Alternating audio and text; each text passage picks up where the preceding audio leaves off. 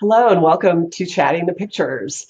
This week we're offering a special edition where we're going to analyze three key photos of the year.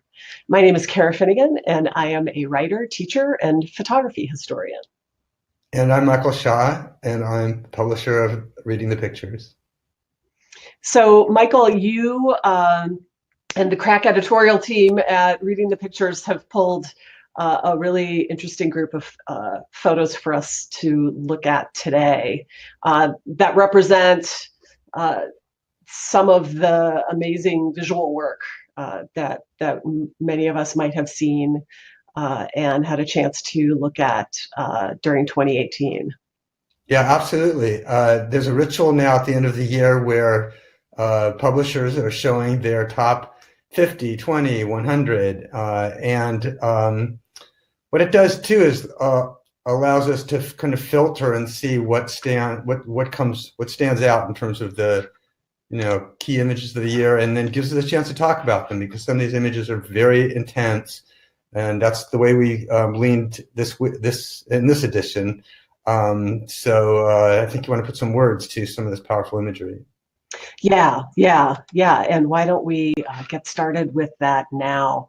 And this first image we're starting with is a really hard image to look at, and Michael will give us the caption in a moment.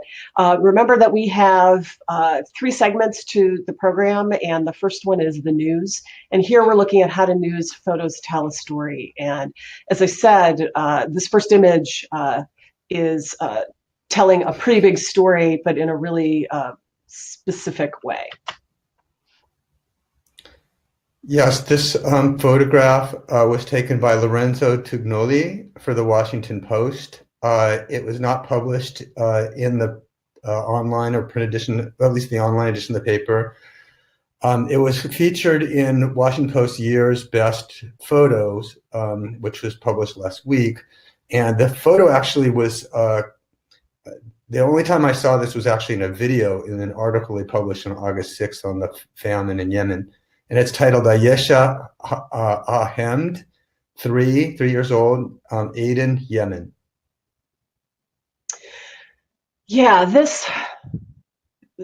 these photos from Yemen that we've seen are really difficult to look at, partly because it is always difficult to look at images of a vulnerable child, partly because I think these images call up visual echoes of other moments in time, too many of them to count, frankly, where innocent people are caught in the midst of war, famine, trauma of all kinds. It's all too easy, I think, to find visual analogs to a photograph like this one. If you are old enough, you might remember images of the Ethiopian famine, for example. The first thing I thought when I looked at this image was I thought back actually to the late 19th century to Oliver Wendell Holmes Sr., who wrote a very famous magazine article about looking at photos of the Civil War dead. And this was a time before you could even publish actual photos in newspapers and magazines.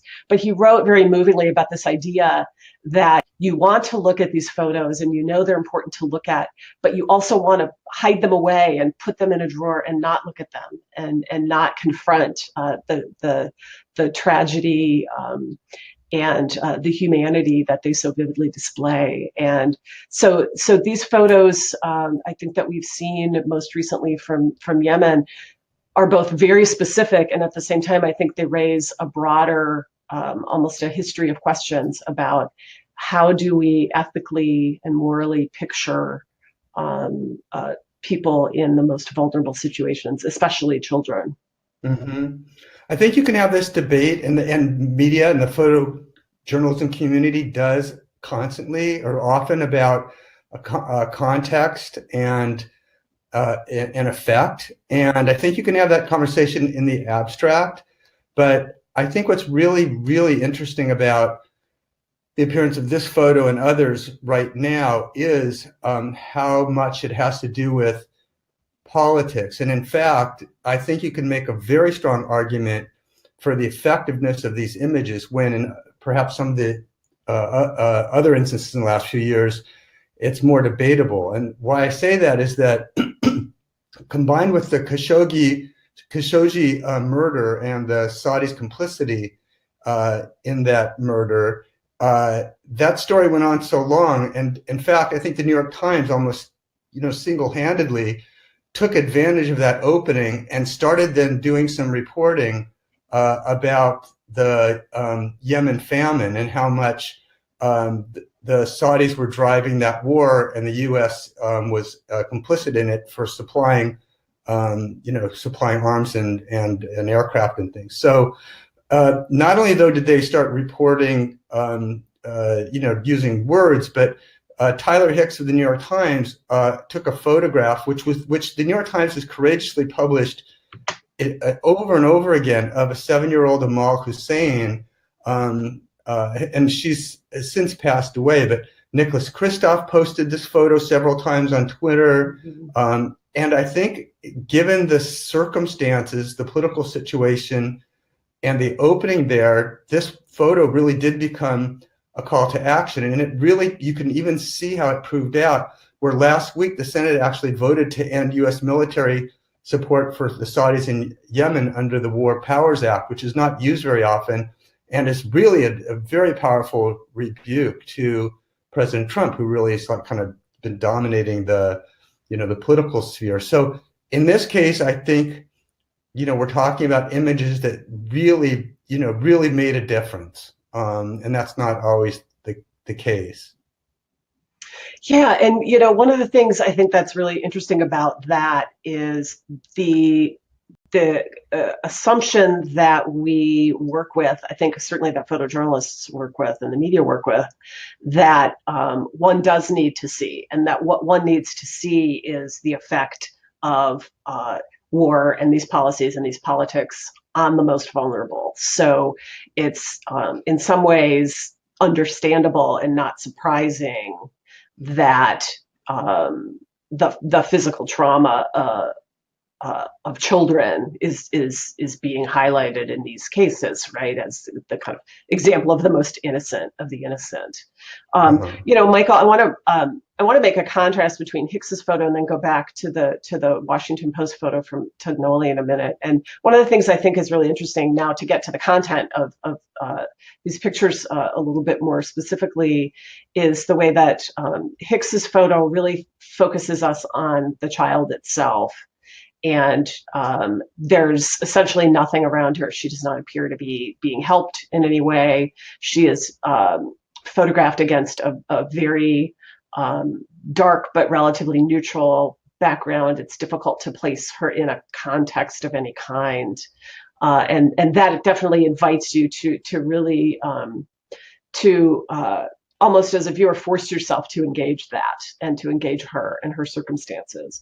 Yeah. And that contrasts, I think, with this image, which seems to, at least in its visual detail, suggest the presence of caregiving, however inadequate medical help, adult supervision, and so to me, what's really compelling about this image is the way that it both visualizes people trying to do something to help this child, and at the same time, it makes it so clear that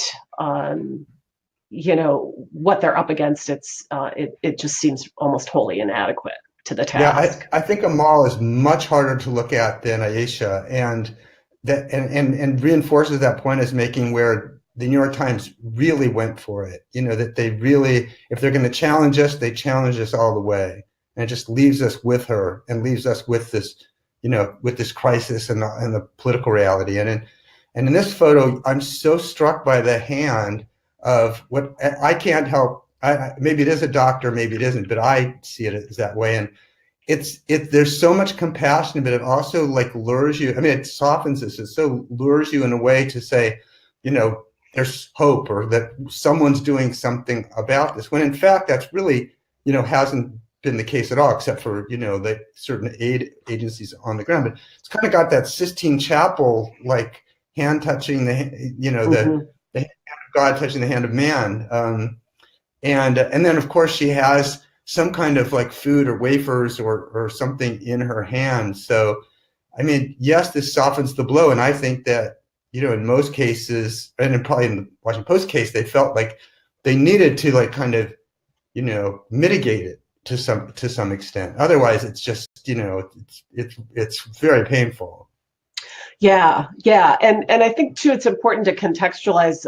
My sense is that the Post feature was very much about the situation in this particular hospital in Yemen, where the doctors had gone on strike for a period of time, where nurses and often patients and patients' families were left essentially to, in the face of militia occupation and some other things, were left to kind of hold things down in a very precarious way.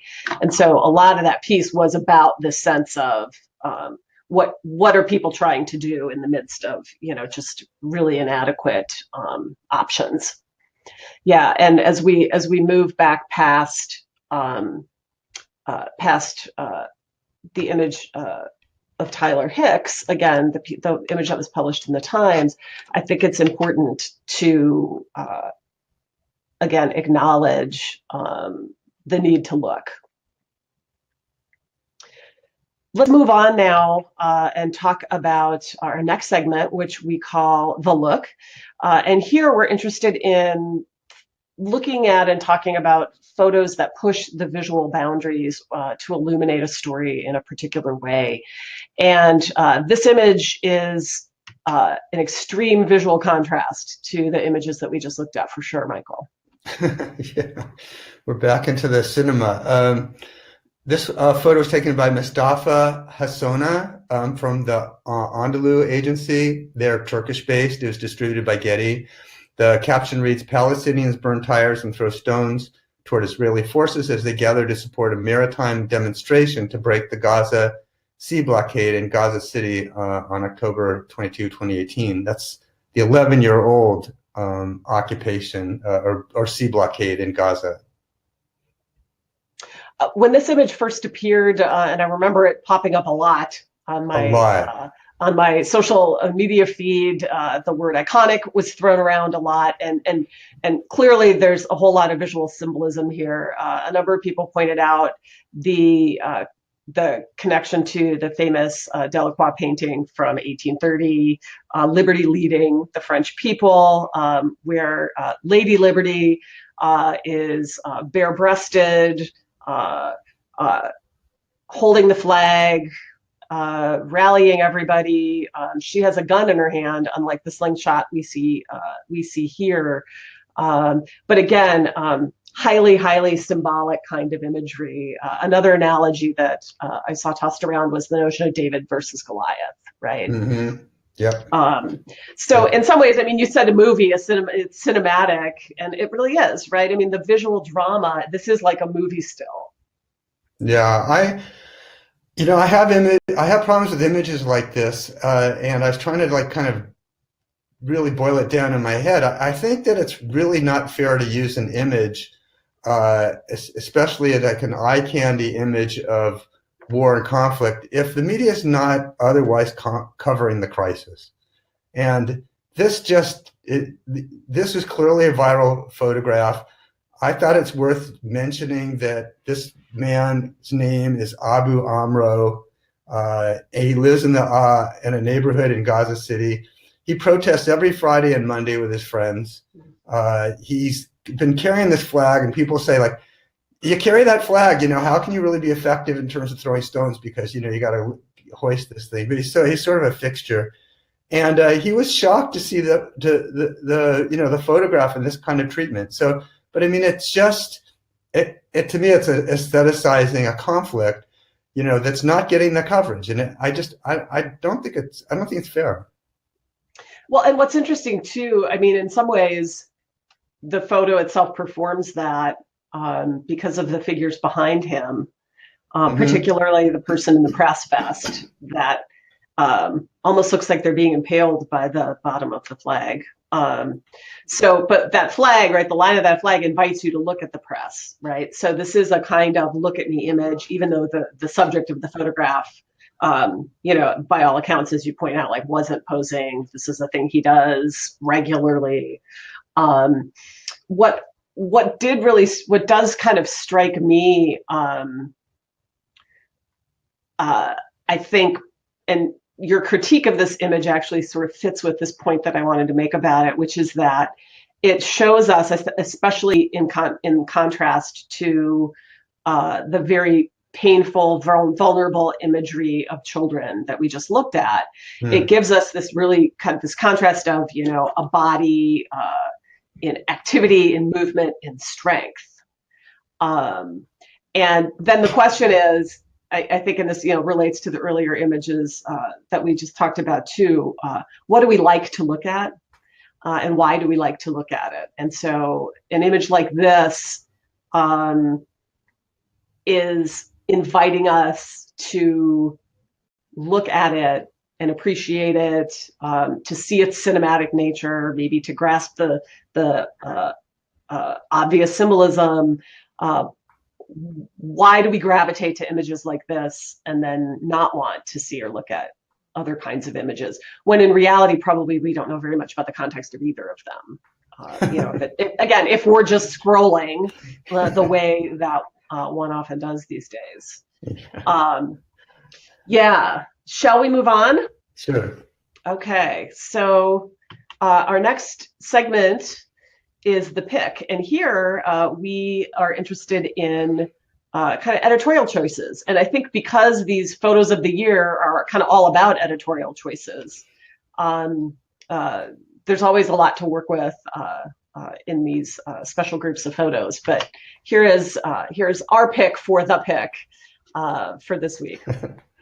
This is by Daniel Arnold for Time. The caption reads, "A woman hands a Black Lives Matter sign back to a young boy who was readjusting his position in a tree at Lafayette Square in Washington, D.C. on August 12, 2018. And I have to say, I fell in love with this picture earlier in the year. It was one of those pictures that stuck in the back of my head, didn't write about it. And then at the end of the year, I did tweet on this, and I spent like 15, 20 minutes trying to write this tweet. And I found myself like having some issues with political correctness. And I was like also very worried about some of the associations I was having to the photograph. And I was not sure if those were shared or not. And at this point, I think that's probably like a good thing as opposed to a bad thing. But when I saw this for the first time, I just thought like about lynching. And I thought about like where the Black Lives Matter movement is and where Black consciousness is and where the culture is right now. And God knows we have got serious racial relations, and freedom issues in this country. And the fact that this kid has got so much kind of agility and there's so much almost like joy in this photograph, it's this astonishing counterpoint to a lynching photo in such a way that it's like maybe a lot of people who look at this wouldn't even, they wouldn't notice, or maybe just ring something like lower down, kind of in the back of your head. I have to say that once you start going down that direction, I also started thinking about like, because we had a lot of racial tension and race baiting in the election. I was thinking about Rick DeSantis saying that quote that was horrifying to people, that Florida voters would monkey this up if they elected Andrew Gillum as the governor of Florida. So, the fact that there's so much like historical visual loading to this picture, and it transcends that in a way the kid is actually ascending, and it's so much about empowerment, is really incredible. But I don't know, it's kind of weird to even say some of these things to me. I don't know, maybe it's me. I thought about that too, particularly, I mean, the phrase that came to my mind is it's a kind of reverse echo of a lot of those images that, again, exist in the historical consciousness, more to the foreground or less perhaps, as a photography historian, these things are kind of very much in the forefront of my mind as I think about and teach about photography, for sure.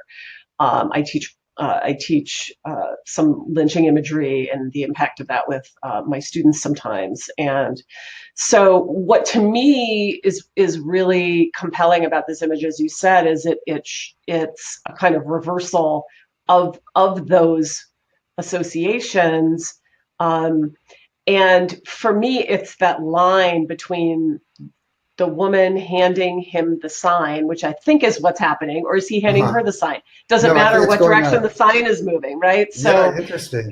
he's taking the sign to presumably go and, arrange himself however he's going to do this. And again, this was the counter protest in DC for the giant white nationalist rally that sort of wasn't ultimately, right? Everyone said, oh, that turned out to be quite a bust. And there's the sense of, they're collaborating. It felt very like a very generational image to me. Interestingly, all of the images we've looked at this week are people under the age of about 21.